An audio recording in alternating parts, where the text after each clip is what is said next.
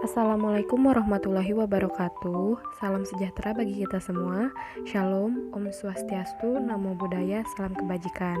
Kembali lagi dengan saya, Fitriyanti Permana. Pada kesempatan kali ini kita akan mempelajari masuk dan berkembangnya penjajahan bangsa Eropa ke Indonesia. Setelah sebelumnya kita mempelajari mengenai penjelajahan samudra yang menjelaskan mengenai faktor-faktor bagaimana sih bangsa Eropa itu sampai bisa datang ke Indonesia. Nah, pada kesempatan kali ini kita akan membahas mengenai kedatangan bangsa Barat di Indonesia sampai ke perluasan kolonialisme dan imperialisme Barat di Indonesia. Nah, teman-teman, pada kesempatan kali ini kita akan membuktikan kebenaran sejarah bahwa bangsa yang besar dan maju itu bukan hanya karena memiliki sumber daya alam yang melimpah, akan tetapi ketika bangsa itu mampu mengatasi hambatan dan meresponnya dengan solusi yang tepat. Nah, pada kesempatan kali ini kita juga akan mempelajari gimana sih cara bangsa Eropa itu mampu merespon saat kegiatan ekonomi mereka terhambat, karena pada saat itu adanya kebijakan Turki Utsmani yang menutup kota Konstantinopel dari pedagang-pedagang Eropa. Sejak permulaan abad pertengahan, orang-orang Eropa itu sudah mengenal hasil bumi dari dunia timur, terutama rempah-rempah. Namun, karena adanya peristiwa jatuhnya Konstantinopel ke tangan Turki, jadi hubungan antara bangsa Eropa dan Asia Timur itu terputus gitu, karena jalannya diputus oleh Turki Utsmani. Akhirnya bangsa Eropa ini mencari jalan sendiri ke dunia timur untuk mendapatkan rempah-rempah yang sangat mereka butuhkan. Nah, melalui penjelajahan samudra, akhirnya bangsa-bangsa Barat berhasil mencapai Indonesia. Nah, kedatangan bangsa-bangsa Barat ke Indonesia ini pada mulanya hanya lewat kongsi-kongsi perdagangan. Kongsi-kongsi perdagangan tersebut itu berusaha untuk menguasai perdagangan rempah-rempah di Indonesia melalui praktik monopoli. Oke, lanjut teman-teman. Yang pertama yang akan kita bahas yaitu masuknya bangsa Portugis ke Indonesia. Jadi, penjelajahan samudra yang pertama yang akan kita bahas yaitu seorang pelaut handal yang bernama Alfonso de Albuquerque yang berasal dari Portugis. Pada tahun 1511 Portugis sudah berhasil menguasai Malaka. Nah, setahun setelahnya Portugis sampai di Maluku dan diterima baik oleh Sultan Ternate. Pada saat itu Ternate sedang bermusuhan dengan Tidore. Jadi Sultan Ternate itu berharap bantuan dari Portugis untuk melawan Tidore. Pada saat itu Portugis berhasil mendirikan benteng dan mendapatkan hak monopoli perdagangan rempah-rempah.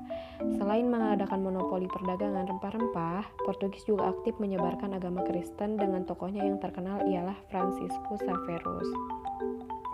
Tidak hanya di daerah timur, Portugis juga datang ke daerah barat, yaitu ke daerah Pajajaran. Tahun 1522, Portugis datang ke Pajajaran di bawah pimpinan Henry Lem dan disambut baik pada saat itu oleh Pajajaran, karena pada saat itu Pajajaran itu ingin meminta bantuan kepada Portugis untuk menghadapi ekspansi Demak. Nah, terjadilah perjanjian Sunda Kelapa pada saat itu tahun 1522. Isinya adalah Portugis itu diizinkan mendirikan benteng di Sunda Kelapa.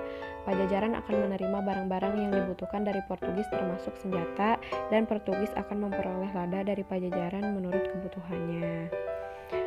Setelah 5 tahun setelah perjanjian Sunda Kelapa, tahun 1527 Portugis itu datang lagi ke Pajajaran untuk merealisasikan perjanjian itu. Namun pada saat itu disambut dengan pertempuran oleh pasukan Demak di bawah pimpinan Fathahillah. Pertempuran pun berakhir dengan kemenangan di pihak pasukan Demak. Sejak saat itu Sunda Kelapa namanya digantilah menjadi Jayakarta, artinya pekerjaan yang jaya atau menang.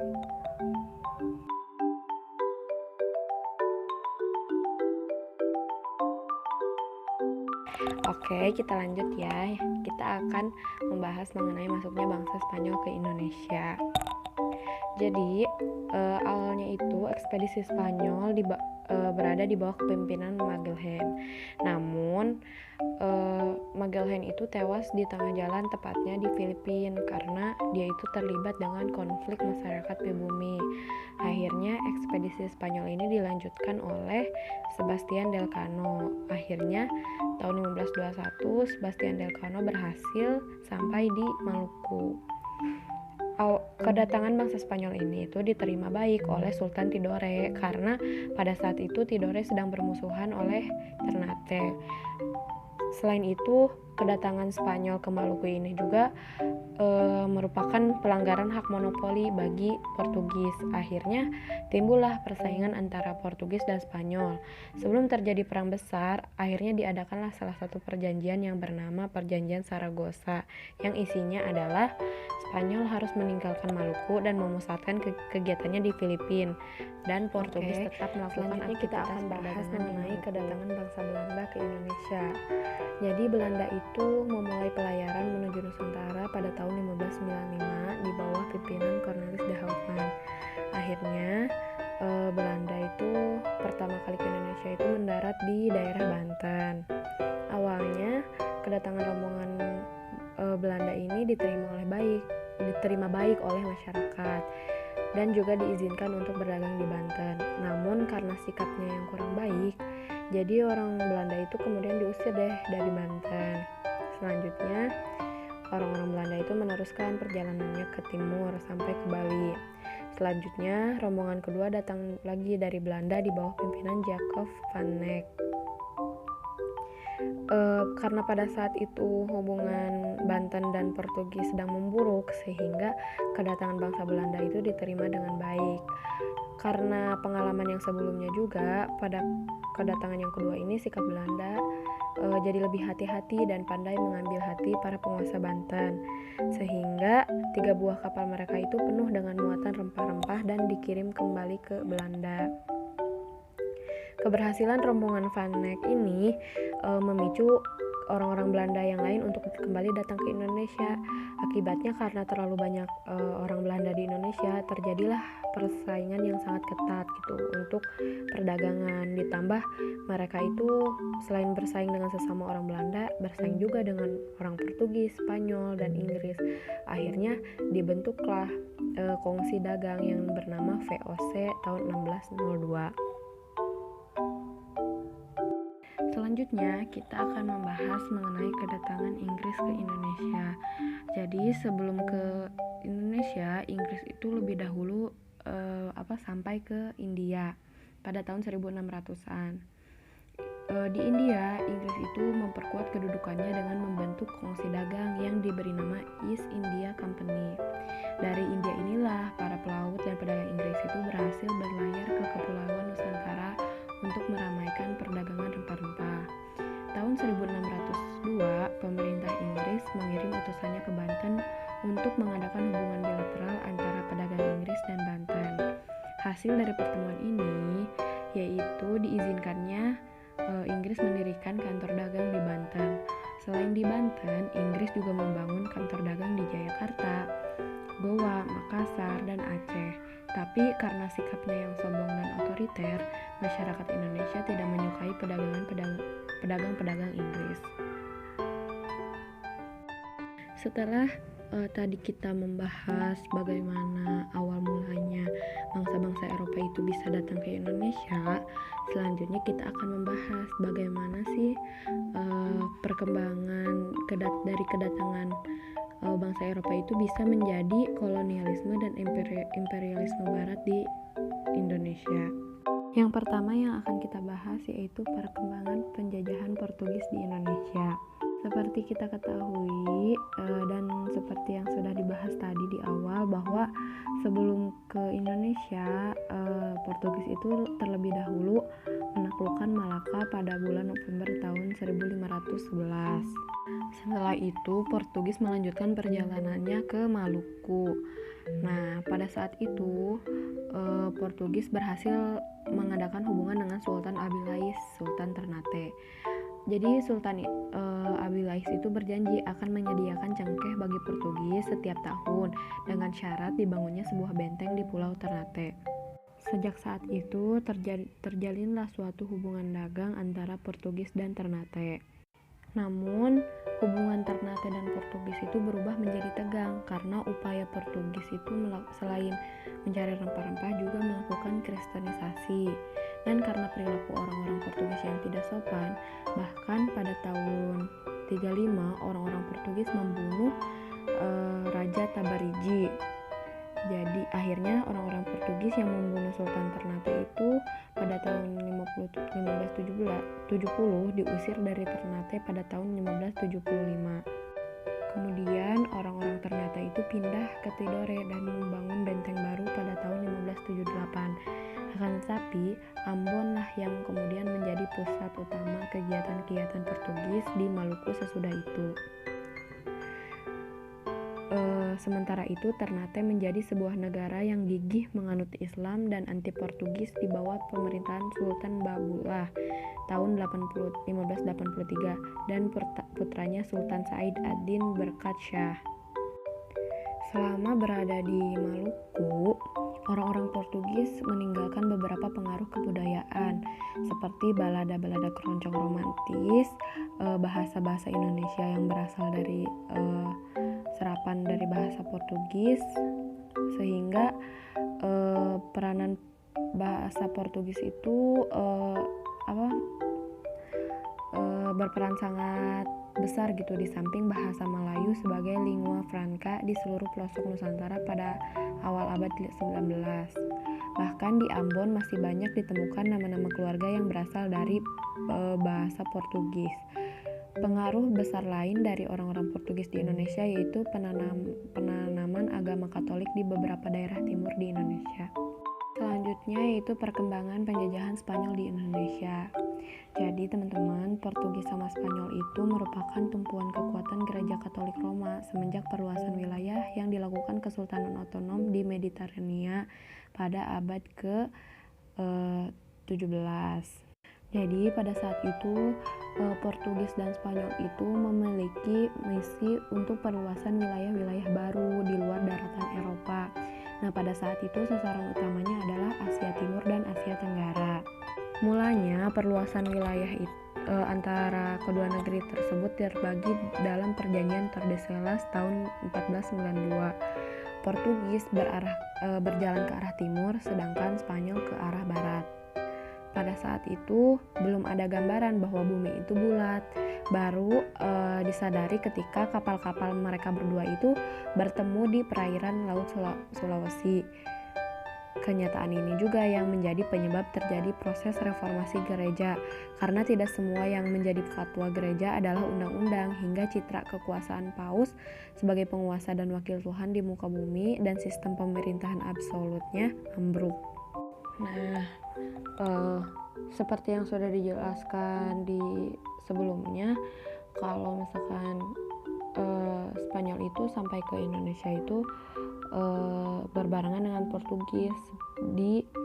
Kalau Spanyol di daerah Tidore, Portugis di daerah Ternate. Jadi Spanyol itu tidak terlalu lama berada di Indonesia karena pada saat itu kan sudah ada perjanjian Saragossa, di mana isi perjanjian itu mengharuskan Spanyol kembali ke Filipina dan menguatkan kekuatan Spanyol di Filipina. Selanjutnya yaitu perkembangan penjajahan Belanda di Indonesia. Nah, untuk perkembangan penjajahan Belanda di Indonesia itu sendiri, saya akan membagi menjadi beberapa era. Yang pertama merupakan era VOC, yaitu Perserikatan Dagang Hindia Timur. Jadi VOC ini merupakan sebuah kongsi dagang yang dibentuk karena pada saat itu orang-orang Belanda itu saling berselisih gitu untuk memperebutkan rempah-rempah di Indonesia. Jadi dibentuklah satu kongsi dagang agar tidak terjadi perselisihan antara sesama orang Belanda.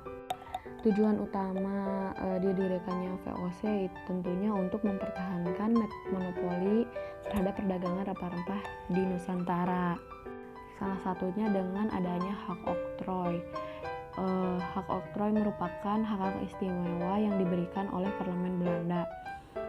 Hak-hak tersebut seperti hak monopoli dagang wilayah, hak angkatan perang, hak berperang, hak menjajah, mengangkat pegawai, dan melakukan pengadilan, serta mencetak dan mengedarkan uang sendiri. Namun pada akhir abad ke-18, VOC mengalami kemunduran karena banyaknya hutang yang dimiliki oleh VOC. Selain itu, juga karena adanya persaingan dagang dari bangsa Prancis dan Inggris. Terus penduduk Indonesia juga sudah miskin, adanya perdagangan gelap, terus banyaknya korupsi di antara pegawai-pegawai VOC, dan anggaran belanja VOC yang cukup besar. Setelah VOC dibubarkan, jadi segala tanggung jawab VOC itu diambil alih oleh kerajaan Belanda dan terbentuklah pemerintahan Hindia Belanda. Pengambilan kekuasaan ini itu dimaksudkan agar wilayah Indonesia itu tetap berada dalam pengendalian Belanda gitu. Nah, dalam hal perkembangannya, Raja Louis Napoleon Bonaparte menunjuk Herman Willem Daendels sebagai gubernur jenderal di Indonesia. Dari tahun 1808 sampai 1811, Daendels menjadi gubernur jenderal Belanda di Indonesia dengan tugas utamanya yaitu mempertahankan Pulau Jawa dari serangan pasukan Inggris. Dalam upaya tersebut, perhatian Daendels hanyalah terhadap pertahanan dan ketentaraan. Selanjutnya, di bawah pimpinan Gubernur Jenderal Van den Bosch, pada tahun 1830 ada salah satu kebijakan yang disebut dengan kultur stelsel atau kebijakan tanam paksa yang mulai diterapkan di Indonesia. Sistem tanam paksa ini telah merendahkan harkat dan martabat bangsa Indonesia yang seolah-olah dianggap sebagai perkakas bangsa asing dalam usaha penjajah asing untuk mengisi kasnya. Keadaan rakyat pada saat itu sudah tentu kacau, sawah dikurangi untuk keperluan tanam paksa. Rakyat pada saat itu dipaksa bekerja di mana-mana, kadang-kadang harus bekerja di kebun yang letaknya sampai 45 km dari desanya. Dalam sistem ini, para penduduk dipaksa menanam hasil-hasil perkebunan yang menjadi permintaan pasar dunia pada saat itu, seperti teh, kopi, dan lain-lain. Nah, hasil tanaman itu kemudian diekspor ke mancanegara. Sistem ini membawa keuntungan yang sangat besar untuk pihak Belanda. Dari keuntungan ini, hutang Belanda dapat dilunasi dan semua masalah keuangan bisa diatasi. Jadi, intinya Belanda itu berusaha melunasi utang-utangnya dengan mempekerjakan bangsa Indonesia. Selanjutnya, pada periode antara tahun 1870 sampai 1900 di Indonesia disebutlah zaman liberalisme. Pada waktu itu, pemerintahan Belanda dipegang oleh kaum liberal yang kebanyakan terdiri dari pengusaha swasta dan mendapat kesempatan untuk menanam modalnya di Indonesia dengan cara besar-besaran. Mereka mendirikan perkebunan besar seperti kopi, teh, tebu, dan lain-lain. Nah, mereka juga mendirikan pabrik seperti pabrik gula, pabrik coklat, teh, dan lain-lain. Nah, pelaksanaan politik kolonial liberal ini ditandai dengan keluarnya Undang-Undang Agraria dan Undang-Undang Gula. Undang-Undang Agraria ini merupakan sendi dari peraturan hukum agraria kolonial di Indonesia yang berlangsung dari tahun 1870 sampai 1960. Undang-Undang Agraria ini pada intinya menjelaskan bahwa semua tanah milik penduduk Indonesia adalah milik pemerintah Kerajaan Belanda. Maka pemerintah Belanda memberi mereka kesempatan untuk menyewa tanah milik penduduk dalam jangka waktu yang panjang. Selain itu ada juga Undang-Undang Gula atau Suikerwet. Jadi menurut undang-undang ini dijelaskan bahwa tebu tidak boleh diangkut keluar Indonesia, tetapi harus diproses di dalam negeri. Pabrik gula juga milik pemerintahan akan dihapus secara bertahap dan diambil alih oleh pihak swasta. Pihak swasta juga diberi kesempatan yang luas untuk mendirikan pabrik gula baru. Melihat kenyataan banyaknya rakyat Indonesia yang menderita akibat kebijakan pemerintah kolonial Belanda, para pengabdi kemanusiaan yang dulu menentang tanah paksa mendorong pemerintah kolonial untuk memperbaiki nasib rakyat Indonesia. Sudah menjadi kewajiban pemerintah Belanda untuk memajukan bangsa Indonesia, baik jasmani maupun rohaninya. Dengan dalih untuk memajukan bangsa Indonesia itulah kemudian dilaksanakan politik etis.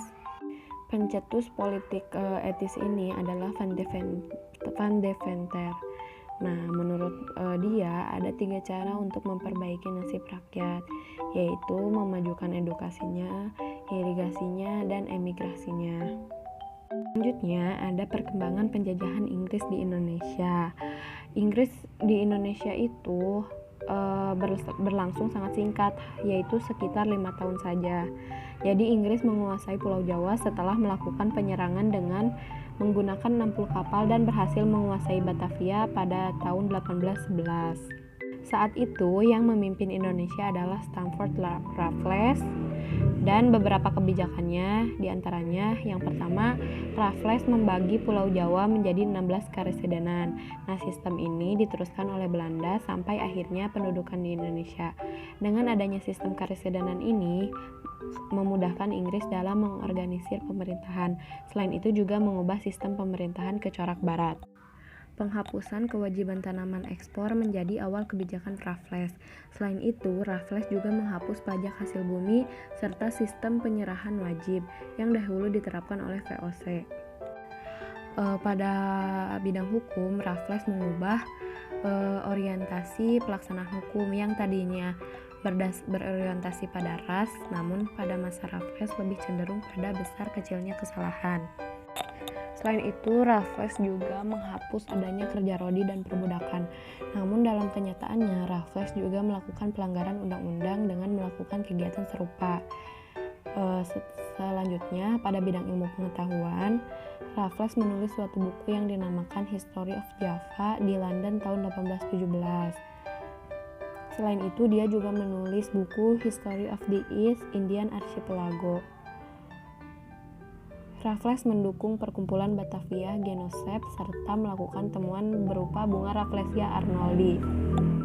Pada masa kepemimpinan Raffles, kerja paksa dan penyerahan wajib yang pernah berlaku dihapuskan. Hasil pertanian oleh pribumi juga diambil langsung oleh pemerintah tanpa adanya perantara dari bupati. Dan rakyat harus membayar tanah atas kepemilikan tanah yang mereka pergunakan kepada pemerintah. Oke teman-teman, sekian pertemuan kali ini. Semoga setelah teman-teman mempelajari proses masuknya bangsa-bangsa asing ke Indonesia dan bagaimana mereka menjajah bangsa kita, teman-teman dapat mengambil pelajaran dan hikmah dari peristiwa kelam yang terjadi pada masa lalu. Karena sejatinya belajar sejarah adalah belajar dari masa lalu, mengambil hikmah, mengambil pelajaran, dan tidak mengulangi kesalahan tersebut di masa depan. Terima kasih semuanya, sampai ketemu di pertemuan selanjutnya.